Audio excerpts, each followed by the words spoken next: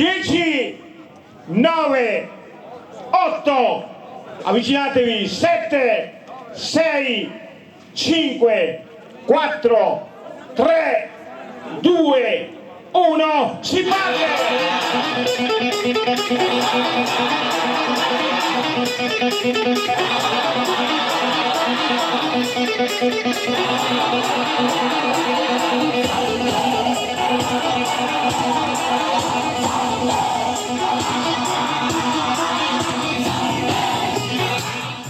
E i valori che vogliamo trasmettere con questa manifestazione, con questa 11ª edizione del Prosecco Trail,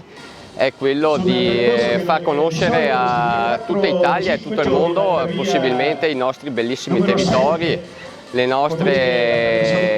vigneti, le nostre cantine. Quindi abbiamo voluto riproporre questa corsa, diciamo, di 25 km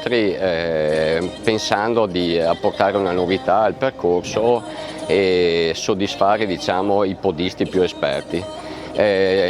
Valuteremo il prossimo anno se tornare alla vecchia tradizione, diciamo, di proporre i 3 percorsi, quindi 2 percorsi per i podisti e una passeggiata, diciamo, per le famiglie che evidentemente, secondo me, hanno bisogno di stare all'aria aperta. Quest'anno siamo arrivati a quasi 200 partecipanti, purtroppo avendo allungato il percorso e avendo, diciamo, altre corse in concomitanza, abbiamo avuto circa un centinaio di presenze in meno rispetto all'anno scorso, però siamo soddisfatti lo stesso perché, insomma, abbiamo visto che i primi arrivati ci hanno dato indicazioni, sì, sicuramente positive.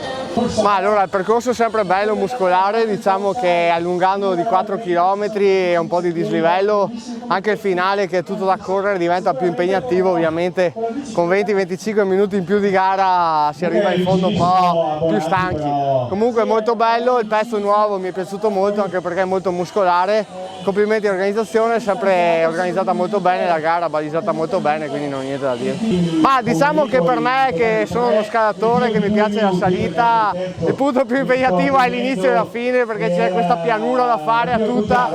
e dopo c'è il pezzo più duro in centro dal punto di vista altimetrico. Io faccio un po' fatica in piano, allora cerco di non andare a tutta e sfruttare poi il pezzo centrale. No dai, non c'erano tratti particolarmente difficili, era molto corribile, quindi stupenda e veloce come gara.